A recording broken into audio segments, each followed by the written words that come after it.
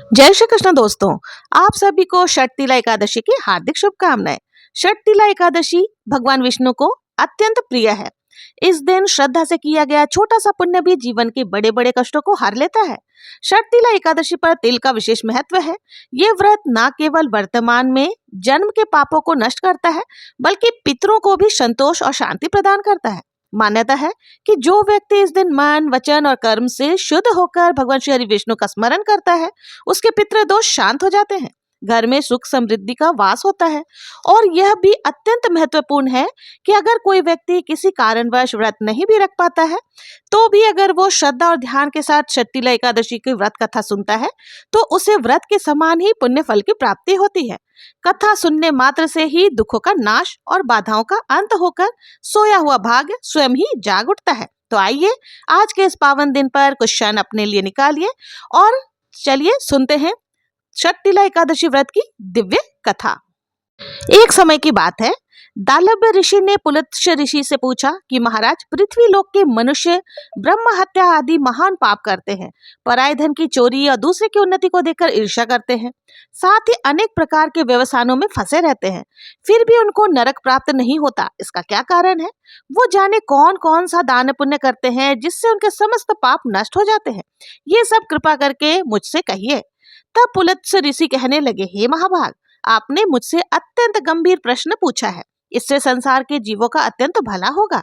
इस भेद को ब्रह्मा, विष्णु, रुद्र तथा इंद्र आदि भी नहीं जानते, परंतु मैं आपको यह गुप्त तत्व अवश्य बताऊंगा। माघ मास के लगते ही मनुष्य को स्नान आदि करके शुद्ध रहना चाहिए और इंद्रियों को वश में करके तथा काम, क्रोध, लोभ, मोह, अहंकार, ईर्ष्या, द्वेष आदि का त्याग करके भगवान का स्मरण करना चाहिए।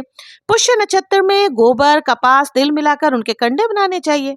उन कंडों से 108 बार हवन करनी चाहिए और उस दिन मूल नक्षत्र हो और एकादशी तिथि हो तो अच्छे पुण्य देने वाले नियमों का ग्रहण करना चाहिए। स्नान आदि क्रिया से निवृत्त होकर सब देवी देवताओं के देव श्री भगवान का पूजन करें और एकादशी व्रत धारण करें। रात्रि को जागरण करना चाहिए। उनके दूसरे दिन धूप, दीप, नैवेद्य आदि से भगवान का पूजन करके खिचड़ी का भोग लगाए और उसके बाद पेठा, नारियल, सीताफल, सुपारी आदि से अर्घ देकर स्तुति करनी चाहिए कि भगवान आप दोनों के शरण देने वाले हैं, इस संसार सागर में फंसे का उद्धार करने वाले हो। हे पुंडरीकाक्ष, हे विश्व भावन, हे सुब्रमण्य, हे पूर्वज, हे जगतपति, आप लक्ष्मी जी सहित इस तुच्छ को ग्रहण कीजिए। इसके बाद जल से भरा हुआ घड़ा ब्राह्मण को दान करें और ब्राह्मण को श्यामा गौ और तिल पात्र देना भी उत्तम होता है। तिल स्नान, भोजन दोनों ही श्रेष्ठ है। इस प्रकार जो मनुष्य जितने तिलों का दान करता है उतने ही 1000 वर्ष स्वर्ग में वास करता है। तिल से स्नान, तिल का उपटन, तिल का हवन, तिल का तर्पण, तिल का भोजन और तिलों का दान, यह तिल के 6 प्रकार के प्रयोग होने के कारण यह षटतिला एकादशी कहलाती है। इस व्रत के करने से अनेक प्रकार के पाप नष्ट हो जाते हैं। इतनी कथा कहकर पुलत्स्य मुनि कहने लगे, अब मैं इष्ट षटतिला एकादशी की कथा तुमसे कहता हूँ। एक समय देवर्षि नारद जी भगवान श्री विष्णु जी से प्रश्न किया और भगवान जो षटतिला एकादशी का महत्व नारद जी से कहा वो मैं तुमसे कहता हूँ, सो ध्यान पूर्वक सुनो। नारद जी कहने लगे, हे भगवान, षटतिला एकादशी का क्या पुण्य होता है और इसकी कथा किस प्रकार से है, मुझसे कृपा करके कहिए। तब भगवान कहने लगे, हे नारद, मैं तुमसे आंखों देखी सत्य घटना कहता हूँ। प्राचीन काल में मृत्युलोक में एक ब्राह्मणी रहती थी। वो सदैव व्रत पूजन किया करती थी। एक बार वो 1 मास तक व्रत करती रही। इससे उसका शरीर अत्यंत दुर्बल हो गया। यद्यपि वो अत्यंत बुद्धिमान थी, फिर भी उसने कभी देवी देवताओं या ब्राह्मणों के निमित्त अन्न का दान नहीं किया था। इससे मैंने सोचा कि ब्रह्मानी ने व्रत आदि करके अपना शरीर तो शुद्ध कर लिया है, अब इस विष्णु लोक में जगह तो मिल जाएगा, परंतु इसके जीवन में कभी अन्नदान नहीं किया है, इससे इसकी तृप्ति होना कठिन है। ऐसा विचार करके मैं एक भिक्षुक बनकर मृत्युलोक में उस ब्राह्मणी के पास आ गया और उससे भिक्षा मांगी। तब ब्राह्मणी बोली कि महाराज, आप यहाँ किस लिए आए हैं? मैंने कहा, मुझे भिक्षा दो, मुझे भिक्षा चाहिए। इस पर उसने मिट्टी का एक ढेला मेरे भिक्षा पात्र में डाल दिया और मैं उसी को लेकर स्वर्ग में लौट आया। कुछ समय के बाद वो ब्राह्मणी भी शरीर त्याग कर स्वर्ग में आ गई। उस ब्राह्मणी को मिट्टी का दान करने से स्वर्ग में तो सुंदर महल मिला, परंतु उसने घर को अन्न आदि सब सामग्रियों से शून्य पाया। घबरा कर वो मेरे पास आई और कहने लगी, हे प्रभु, मैंने अनेकों व्रत आदि किया, आपकी पूजा की, परंतु फिर भी मेरा घर अन्न आदि सभी वस्तु से शून्य क्यों है, खाली क्यों है? इसका क्या कारण है? तब मैंने कहा, पहले तुम अपने घर जाओ। जब देव स्त्रियां तुम्हें देखने के लिए आएंगी तो सबसे पहले उनके षट तिला एकादशी का पुण्य और विधि सुन लेना, तब द्वार खोलना। फिर मेरे ऐसे वचन सुनकर वो अपने घर गई। जब देव स्त्रियां आई और द्वार खोलने के लिए कहा तो ब्रह्माणी बोली, आप मुझे देखने के लिए आई हैं तो पहले आप षटतिला एकादशी का महात्म्य कहिए। उनसे मैं एक देव स्त्री कहने लगी कि मैं कहती हूँ सुनो। फिर ब्राह्मणी ने षटतिला एकादशी का महात्म्य सुना। तब उसने द्वार खोला। देवांगनाओं ने उसको देखा। ना तो वो गंधर्व थी ना असुरी, वरन पहले जैसी मानुषी है। तब ब्राह्मणी ने उनके कहे अनुसार षटतिला एकादशी का व्रत किया। इसके पुण्य प्रभाव से वह सुंदर और रूपवती हो गई। उसका घर अन्न से भर गया।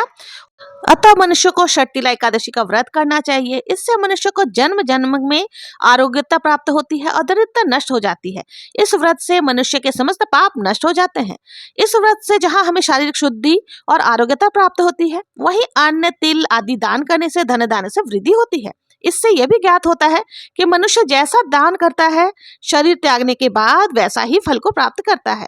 अतः धार्मिक कर्म के साथ साथ हमें दान आदि अवश्य ही करनी चाहिए।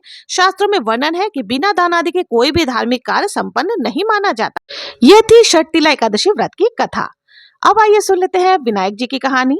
एक दिन गणेश जी के मंदिर में मेला भरा। सभी लोग जाने लगे। एक छोटी सी लड़की थी, वो भी अपनी माँ से जिद करने लगी, माँ मैं भी मेला देखने जाऊंगी। माँ बोली वहां बहुत ज्यादा भीड़ होगी, कहीं दब जाएगी।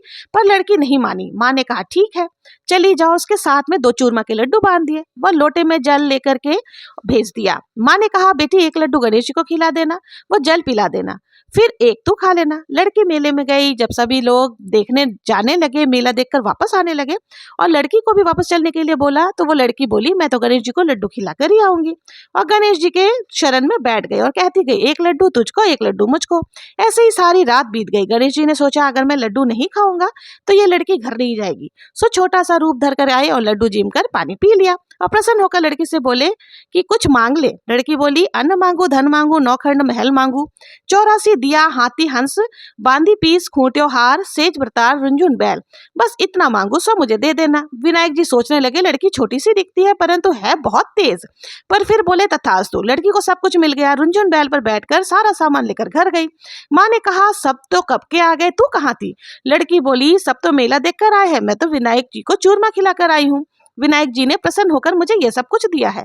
उसकी माँ और सब लोग देखते ही रह गए और विनायक जी बहुत मान्यता रखने लगे। हे विनायक जी महाराज, जैसा उस लड़की को दिया वैसे सबको देना, कहते सुनते हुक्का भरने वाले की भी समस्त मनोकामनाओं को पूर्ण करना।